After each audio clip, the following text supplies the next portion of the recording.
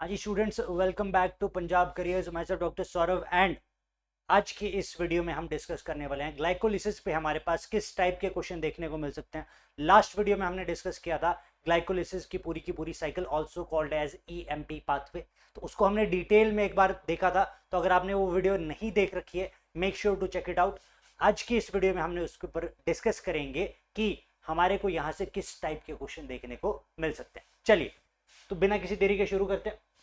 तो यहाँ पे बात करेंगे, एक बार क्वेश्चन करने से पहले एक बार रिवाइज कर देता हूँ और आपको मैं यहाँ पे एक बार ट्रिक भी बता देता हूँ कि इस साइकिल को कैसे याद किया जा सकता है। तो इस साइकिल को याद करने का एक बहुत सिंपल तरीका है। आपको मैं एक निमोनिक देखता हूँ, दैट इज जी जी फूफा।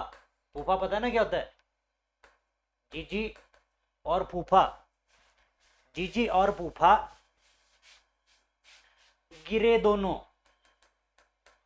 जी जी और फूफा गिरे दोनों, पीके पेप्सी पानी या पौवा। जी पौवा सब पता है सभी को। पौवा पता है कि नहीं पता है? एक होता है बोतल, एक होता है अधिया, एक होता है पौवा। पौवा means one fourth, one fourth है ना। खुश हो गया दिमाग। चलिए, दिस इज द ट्रिक, जैसे आप याद रख सकते हैं। स्क्रीनशॉट ले सकते हैं इसका अगर लेना चाहते हैं। तो G for glucose, G for glucose 6 phosphate, फूफा से fructose 6 phosphate, fructose 1,6 bis phosphate.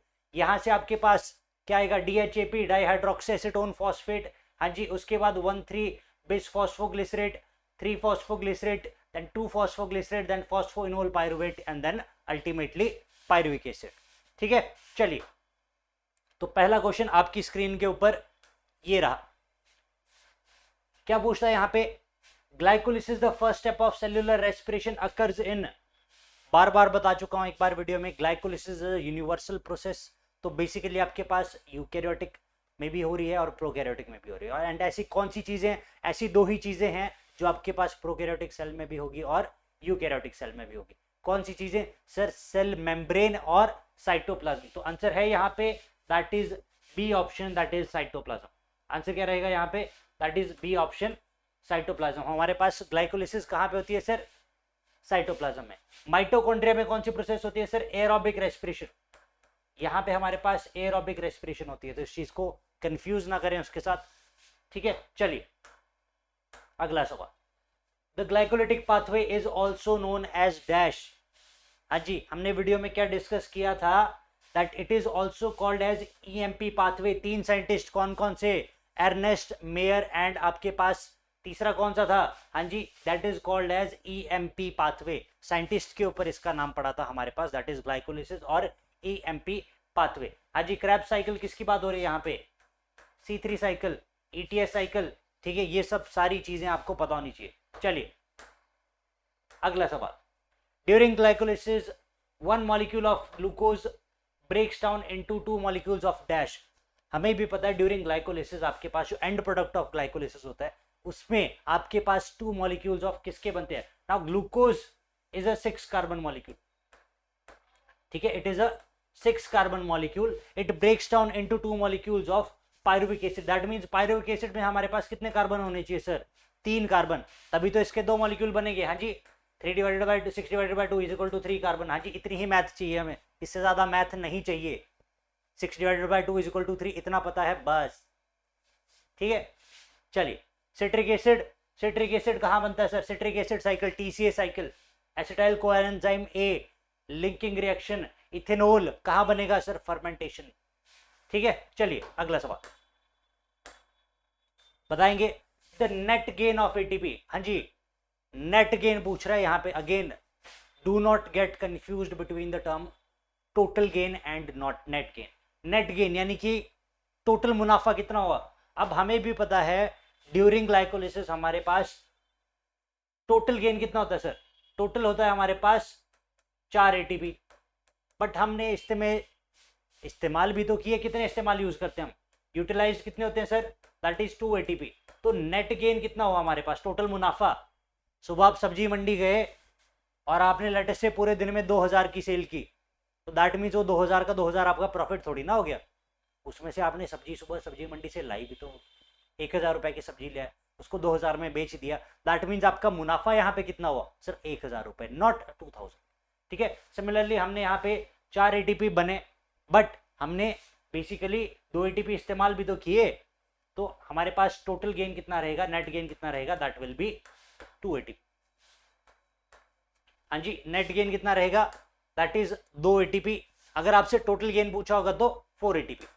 चलिए, the total number of NADH molecules produced during the glycolysis of one glucose molecule। हाँ जी, अगर आप याद करें 6 स्टेप ऑफ ग्लाइकोलिसिस, तो वहां पे हमारे पास NADP की प्रोडक्शन होती है। ठीक है, एंड सिंस अगर आपको अच्छी साइकिल याद हो, इसको मैं यहाँ पे एक बार दोबारा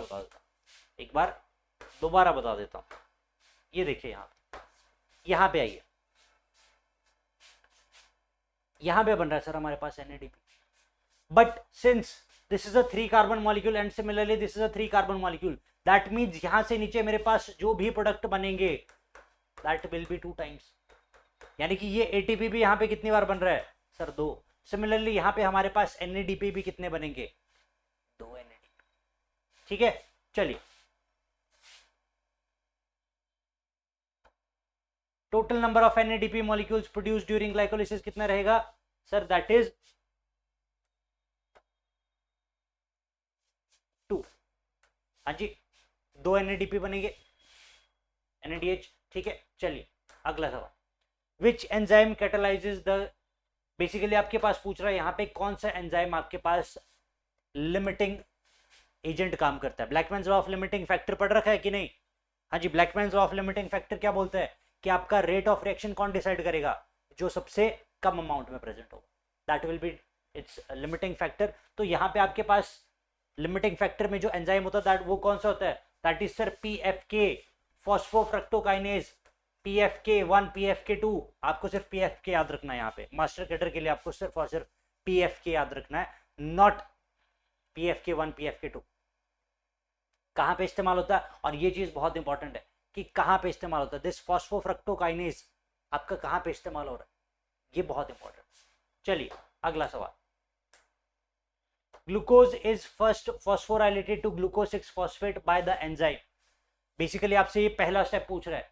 अब हमें भी पता है ग्लूकोज जब आपके पास यानी कि C6H12O6 जब आपके पास इसकी 6th पोजीशन पे मैं फॉस्फेट लगा देता हूं, यानी कि इसकी 6th पोजीशन पे मैंने फॉस्फेट लगा दिया ग्लूकोज की, तो यहां पे हमारे पास कौन सा एंजाइम इस्तेमाल होता है, this is sir hexokinase, this is hexokinase. And यहां पे हमारे पास ATP का इस्तेमाल भी होता है।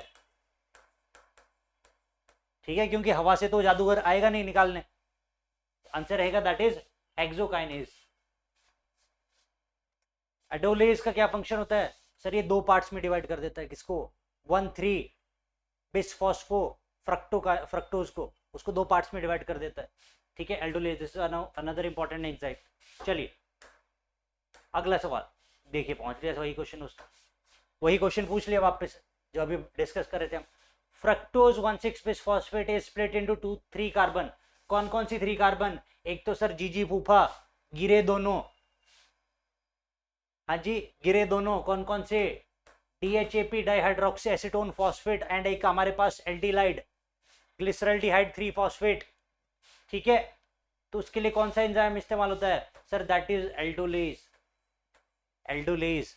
हाँ जी, कौन सा एंजाइम सर, एल्डोलेज। चलिए भाई अगला सवाल देखेंगे जल्दी से, क्या पूछ रहा है यहाँ पे, the 2 triose phosphate after cleavage of 1,6 bisphosphate. Again देखिए क्वेश्चन से ही नया क्वेश्चन बनता है, इसलिए ग्लाइकोलिसिस के हर एक स्टेप बहुत इंपॉर्टेंट हो जाता है, हर एक step as well as enzyme बहुत इंपॉर्टेंट होता है। चलिए जल्दी से बताएंगे, दो कौन से बनते हैं सर, एक, इसलिए निमोनिक यहाँ पे काम आता है, जीजी फूफा गिरे दोनों, गिरे दोनों से क्या आता है हमारे पास, ग्लिसरल्डिहाइड 3 फॉस्फेट। हाँ जी, और उसके अलावा हमारे पास DHAP डाइहाइड्रोक्सी एसीटोन फॉस्फेट है कोई ऐसा option, dihydroxy 3 phosphate and glyceraldehyde 3 phosphate, B option should be our correct answer. चलिए अगला सवाल, substrate level phosphorylation substrate level phosphorylation, that means यहाँ पे किसकी बात हो रही है, सबस्ट्रेट लेवल फॉस्फोराइलेशन का मतलब है यहाँ पे एटीपी प्रोडक्शन। तो एटीपी प्रोडक्शन हमारे पास कहां पे हो रही है सर, एक जब आपके पास, हम कब किसको रिमूव कर रहे हैं, जब हमारे पास 2 फॉस्फोइनोल पायरुवेट, उसको हम रिमूव करते हैं कि यहाँ पे उसको किस में कन्वर्ट करते हैं, पायरुवेट में। हाँ जी, एक यहाँ पे, दूसरा 1,3-bis फॉस्फोग्लिसरेट इनटू 3 फॉस्फोग्लिसरेट। पहली पोजीशन से आपने फॉस्फेट हटा दिया यहाँ पे, और यहाँ पे आपने पायरुवेट को किस में कन्वर्ट कर दिया, इनटू सिंपली पायरुविक एसिड। चलिए अगला सवाल, enzyme, the enzyme pyruvate kinase कैटलाइजेस the conversion of dash. Pyruvate kinase, kinase जहां पे लग गया हेक्सोकाइनेज, हाँ जी वहां पे क्या होगा, काइनेज जहां पे लग गया हेक्सोकाइनेज, फॉस्फोइनोल काइनेज, हाँ जी पीएफके, जल्दी से बताएंगे इसका आंसर, पायरुवेट काइनेज। तो दैट मीन्स इसका लेना देना कहीं ना कहीं किसके साथ है, किसके साथ है, पायरुवेट लग गया, पायरुवेट, दैट मीन्स पायरुवेट के साथ है लेना देना कहीं ना कहीं। चलिए इसका आंसर रहेगा दैट इज बी ऑप्शन, आगे निकल गया, that is phosphoenol pyruvate to pyruvate. जैसा कि मैंने बताया इसका लेना देना किसके साथ होगा, पायरुवेट के साथ। चलिए अगला सवाल, अंडर एनएरोबिक कंडीशंस, क्या पूछ रहे हैं यहां से, एनएरोबिक कंडीशंस यानी कि absence of oxygen in yeast, pyruvate formed by glycolysis is converted into dash. अब हमें भी पता है under anaerobic conditions, fate of pyruvic acid अगर आपको अच्छे से याद हो, फेट ऑफ पायरुविक एसिड बोलता है हमारे पास कि पायरुविक एसिड 3 स्टेट में जा सकता है।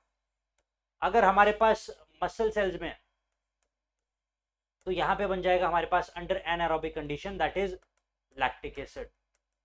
अगर ईस्ट में है तो यहां पे बन जाएगा हमारे पास इथेनॉल।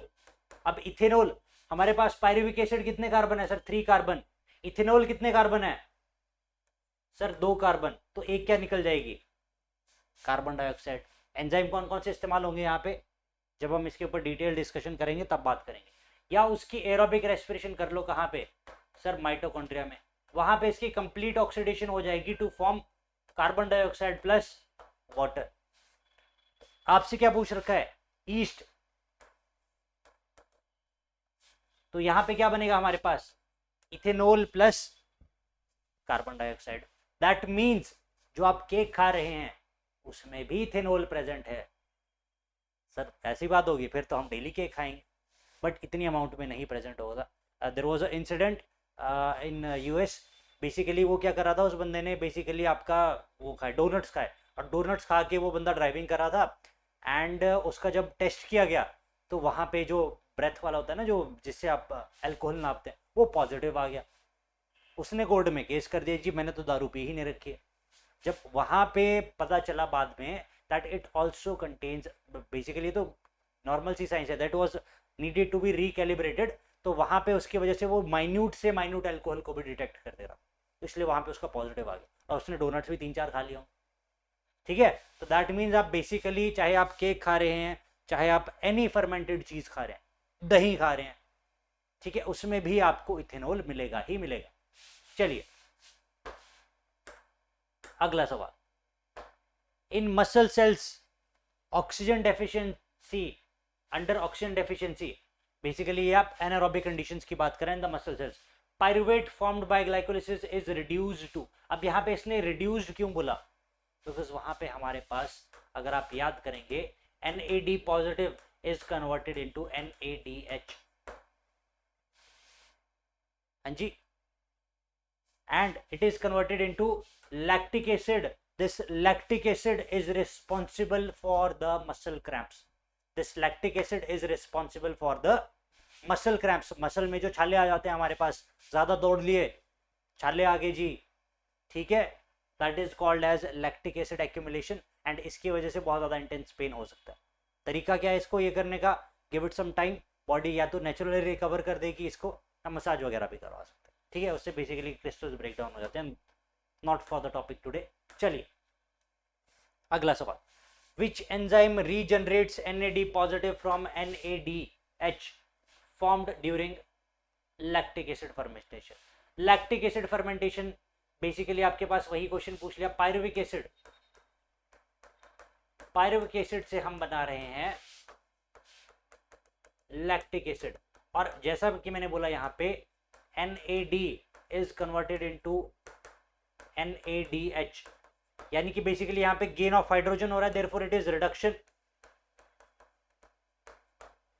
हाँ जी, रिडक्शन हो रही है यहाँ पे, दैट मीन्स आपके पास यहाँ पे किसकी रिडक्शन हो रही है?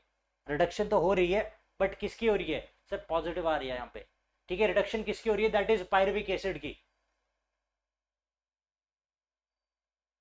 ठीक है। डीकार्बोक्सिलेशन तो नहीं हो रही है, तो डीकार्बोक्सिलेशन को हटा देते हैं। अब बचे आपके पास तीन option, lactate dehydrogenase, alcohol dehydrogenase. अब अल्कोहल का भी यहाँ पे कोई लेना देना नहीं, इसको भी साइड कर देते हैं, एलिमिनेशन इस्तेमाल करते हैं। अब बताएंगे इसका आंसर, लैक्टेज से डिहाइड्रोजिनेशन हो रही है या पायरुवेट से डिहाइड्रोजिनेशन हो रही है? जल्दी से बताएंगे भी, 50-50 दे दिया अब तो। लैक्टेट डिहाइड्रोजिनेज और पायरुवेट डिहाइड्रोजिनेज, आंसर रहेगा इसका that is D option, that is lactate pyruvate, ठीक है। क्यों? क्योंकि हम यहाँ पे किसकी ये करवा रहे हैं? लैक्टिक एसिड की वो करवा रहे हैं, ठीक है। चलिए अगला सवाल, when oxygen is available pyruvic acid from glycolysis enters the mitochondria and is converted into, सबसे पहले ये बेसिकली आपके पास किसकी बात कर रहा है? ये बात कर रहा है आपके पास लिंकिंग रिएक्शन की, एंड लिंकिंग रिएक्शन में हमारे पास सबसे पहले क्या बनता है sir?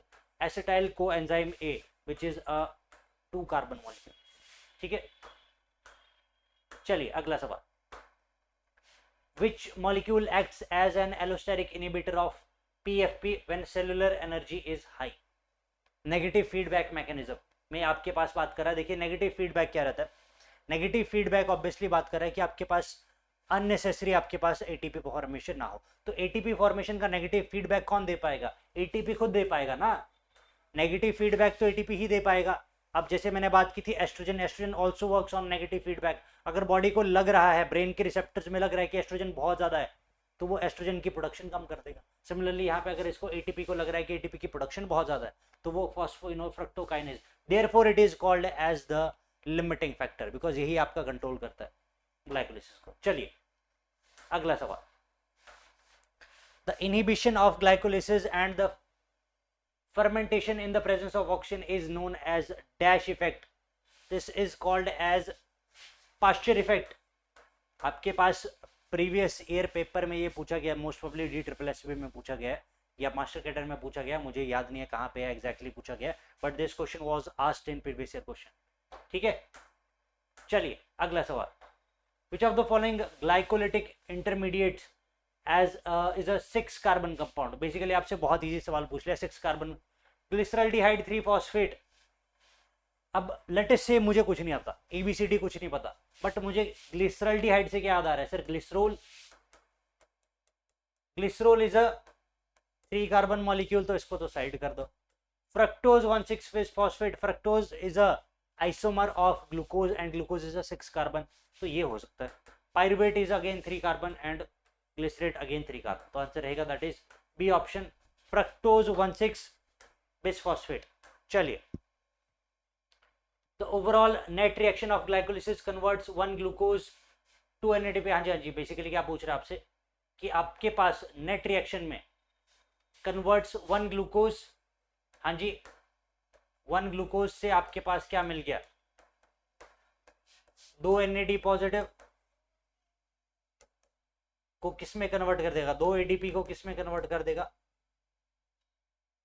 And 2 pi into 2 pyruvate plus, basically आपसे एंड प्रोडक्ट पूछ रहा है, एंड प्रोडक्ट पूछ रहा है। एंड प्रोडक्ट में बेसिकली हमारे पास 4 ATP बनते हैं एंड 2 NADPH बनते हैं। हाँ जी, अगर इसने टोटल प्रोडक्ट पूछ रखे हैं, ठीक है। Net reaction in the overall net converts 1 glucose to NADP 2 ADP plus plus पूछ रखा है इसने, तो 2 ATP एंड 2 NADPH बनने चाहिए। हाँ जी यस, तब इसका आंसर ए ऑप्शन रहेगा। चलिए देखते हैं इसका आंसर, देख लेते हैं एक बार। वैसे फर्स्ट ऑप्शन होना चाहिए, हाँ जी फर्स्ट ऑप्शन दे रखा है। यहाँ पे नेट आ गया, वहां पे टोटल नहीं पूछ रहा है, नेट पूछ रखा है। नेट आ गया तो 2 एटीपी एंड 2 NADPH। चलिए, glycolysis is a pathway common to which type of respiration. तो ग्लाइकोलिसिस तो जैसा कि मैंने आपको बताया था कल के पेपर में भी, कल के वीडियो में भी हमने डिस्कस किया था, ग्लाइकोलिसिस इज यूनिवर्सल। चाहे वो छोटा से छोटा प्रोकैरियोटिक है, चाहे वो जितना बड़ा यूकैरियोटिक है, उसमें ग्लाइकोलिसिस होनी ही होनी है, बिकॉज हमारी एवोल्यूशन ही सारी ग्लाइकोलिसिस के अराउंड हुई।